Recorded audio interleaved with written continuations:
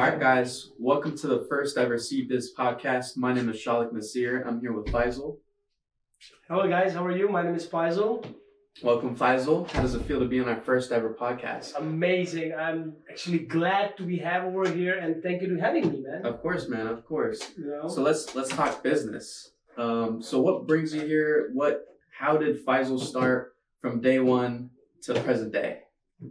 Faisal is a big name. You know what I mean? Faisal did a lot. Faisal is a person that went through with a lot of stuff. So I love to share one of my stories, a lot of my stories, I guess, with you guys. Of course. So you guys know how this world works and how I get into a business. All right, guys. You heard it first. Let's get into it. I think we should start from from the start. So see where we came from. Yeah. Actually, my parents and everybody's from Pakistan, Okay. and of course they came to United States, see the opportunity on 1980 or something, and I was the only person from the family who born in Houston. Wow. Houston, Yeah. Texas. Shout out Houston, Texas. Yes, sir. Houston, Texas. I'm a cowboy. You know what I mean? Okay. And of course, my dad, back then they had all the grocery stores and all the convenience stores and all that. And then something, in our culture, once you have a daughters or something, so the parents say, you know what, this is not the right place to be in. Yeah. So they took all our family back to Pakistan. Wow. Yeah. So we moved over there to Pakistan after certain years, like I was 12-year-old. I said, you know what? I have American passport. I'm a born citizen. I got to do something different, something unique, right? Yeah. So I became a crazier guy on my dad, and he was rich, thank God, over there. I told him that I want to go back to the United States to do something. Yeah. So he sent me to his friend's house, right? To be a guy that who can work out and do a lot of studies. But me myself, I was like business, like showbiz, right? So Yeah. it's all about business on my head. It was a pretty good trip, So my dad was rich back then. We had a lot of factories and stuff. He sent me with his friend's house to do studies and all that. But me, it's all about business, Yeah. Back then, we call ourselves Mayman, and all the Mayman, we talk about money, nothing else, right? So it was on me, on my blood. Yeah. So what I did, I came to United States, I went to school, with my uncle's house. But what happened, I don't know, one day I got so sick that I was sleeping and I got into a high fever. So my uncle came upstairs to see me where I am. I have to go to school. And then I actually fall down. And I have no strength in my hand and my legs and none of that. So they got scared. I got scared. I was like, what's happening with me, right? And they picked me up overnight and they took me to the hospital. And I found out that I got into a Guillain-Barré, which is like I got paralyzed. I got paralyzed. And how old were you at this point? I was like 15. Wow. Yeah. And consider if your parents, somebody send it to your friend's house and you get into... Across the world. Across the world, my friend. Yeah. And then you get that disease happen with you. So I got into a Guillain-Barré and then I got paralyzed. And I was in San Antonio, actually. Back then, my uncle was living in San Antonio, so we moved to San Antonio there.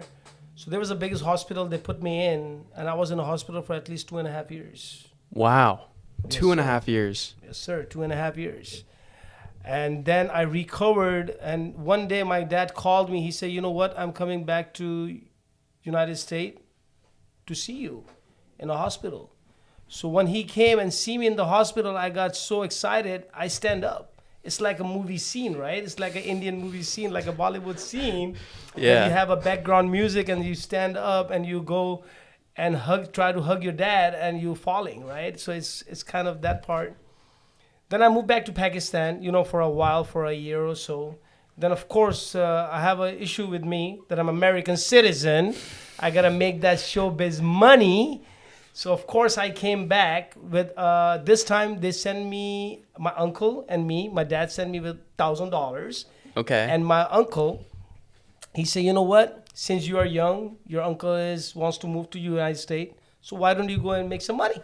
Because I know what you're going to do. You're going to make some money. That's all you're going to do. You're going to destroy my money and that's it. Or regardless, go make your money yourself, right? Yeah. So I say, you know what? I'll make this thing like a consider that I'm going to make some money, right?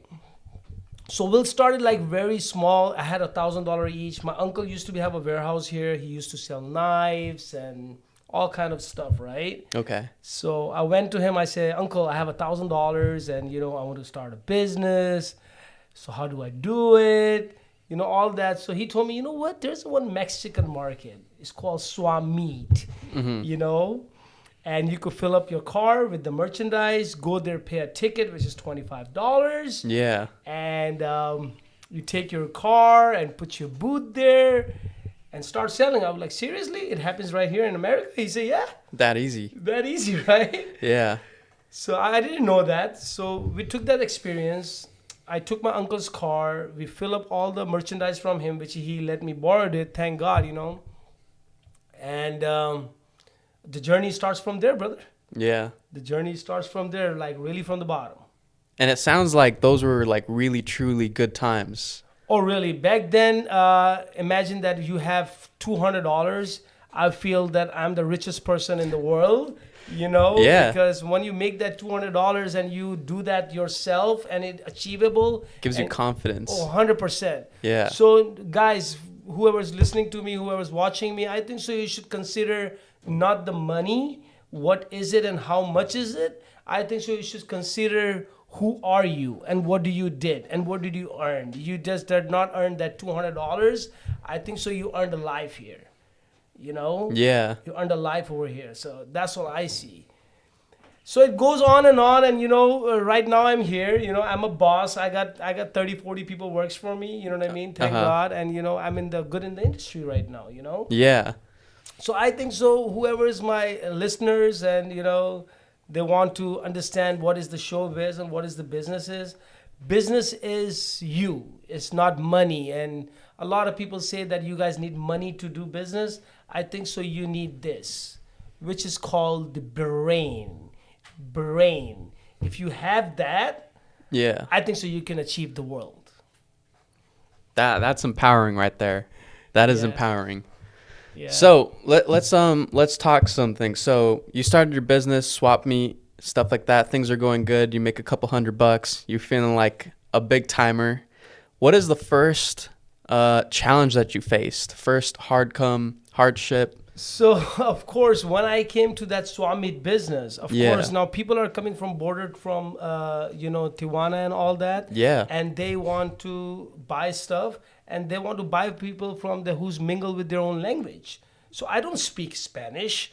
I speak barely English because I was, going in and out to the country. Yeah. I know I'm born here. Uh-huh. But of course, once you are to that momental, the biggest problem was the language barrier. That how do you gonna sell the product to them? So I learned one thing. I say, you know what? Money is a calculator. So I come up with the calculator.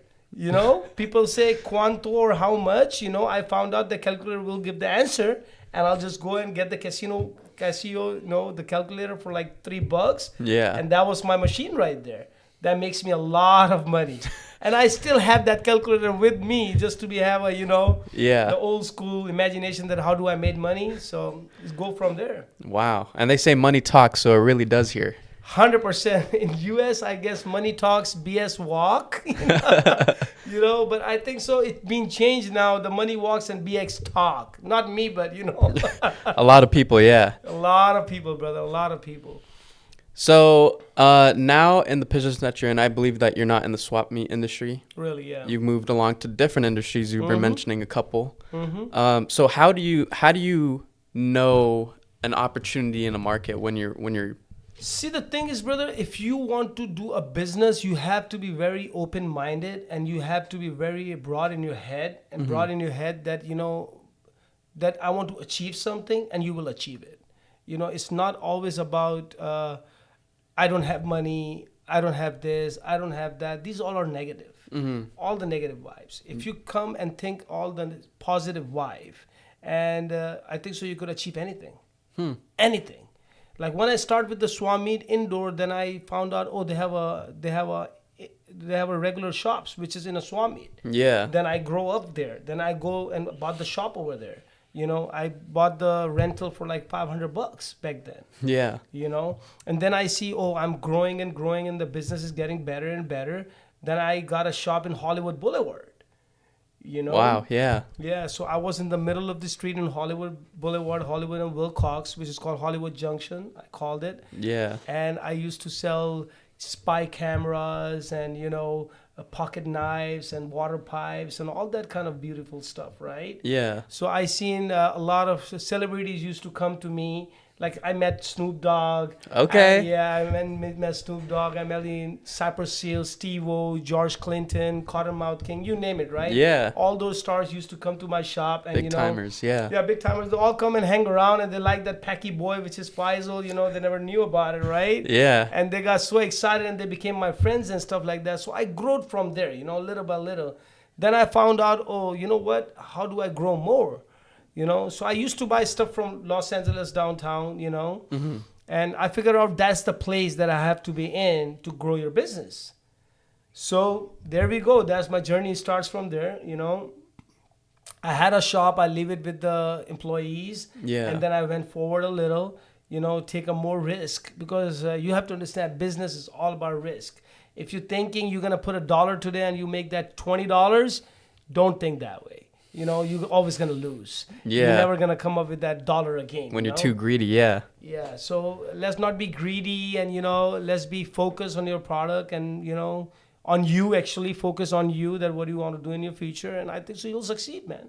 You know, and the journey Yeah. goes on and on then. You know, I have now, right now, I own a cosmetic factory. Okay. That, you know, I make creams and I sell to Dubai, I sell to Morocco, I sell to a lot of countries. Wow. And I have wholesale business in Texas called Texas Boys Wholesale. Uh-huh. You know, and that I do smoke shop industry business, which is like, you know, pretty booming industry right now. It's hot. Yeah. It's very, very hot.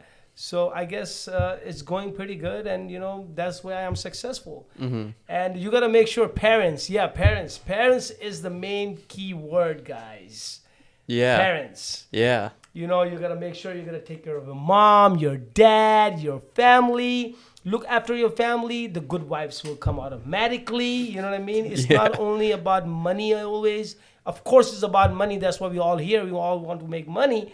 But it's all about sometimes luck and blessings. Don't you think? Don't you think that where you at right now that your parents, you know? Yeah, they I mean, if I wouldn't be here without my parents, right? So for them to do what they did to get me to here, like I got to do that same thing to them when I get to that point in my life. And even now, you know, like taking care of them, taking out to lunch, whatever it is, just the small little things to keep them happy. Yeah, because that all small things makes people happy. Even your parents happy, you know, and if they proud themselves that, you know what, my son is doing that, right? Yeah. So thank God I had a good blessing from my parents. You know, you should have a good wife. You know, if you're married, I don't know.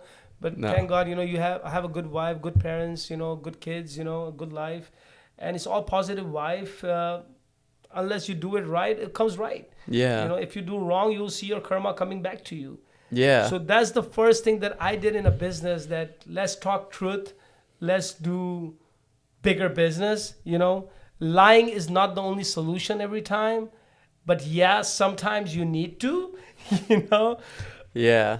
I guess you gotta be persuasive, right? Yeah. In business, you gotta understand how other people think. You gotta cater to their needs and sell, and that's what it is. I think so. If you tell yourself that I am not gonna lie, and the evil come and makes you lie, but sometimes lie is good if it's a profitable for all of us, right? Since we're talking business, so business is not all about honesty. Yeah, it is about honesty, but sometimes you have to lie. Sometimes you gotta fake it till you make it. There we go. You got that. That's word, what my it is. brother. Sometimes you got a big contract lined up and you don't have everything that you need, but you gotta say, yes, I can do this with full confidence, and then figure it out, you know? Yes, and then I think so roadblocks open automatically. Yeah. You know what I'm saying? Yeah. And I guess I've been blessed with that way, you know. And I like your program, which is called SeeBiz, and I think so you guys gonna grow a lot. And you know, I'm the first one in that interview, and I'm glad to you having me, man. Yeah, of course. I have a lot of interviews today. I have a lot of meetings today. You know, I took some time out for you guys. Yeah, to thank make you. Sure that, We you know, appreciate I can give that. you what I can give to my crowd right here.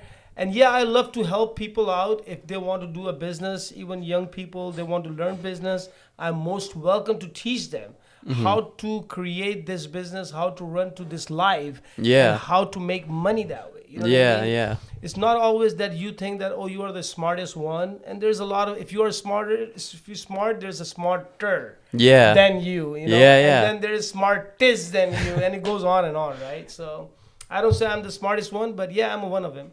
Yeah, I mean, I love your confidence that you bring, right?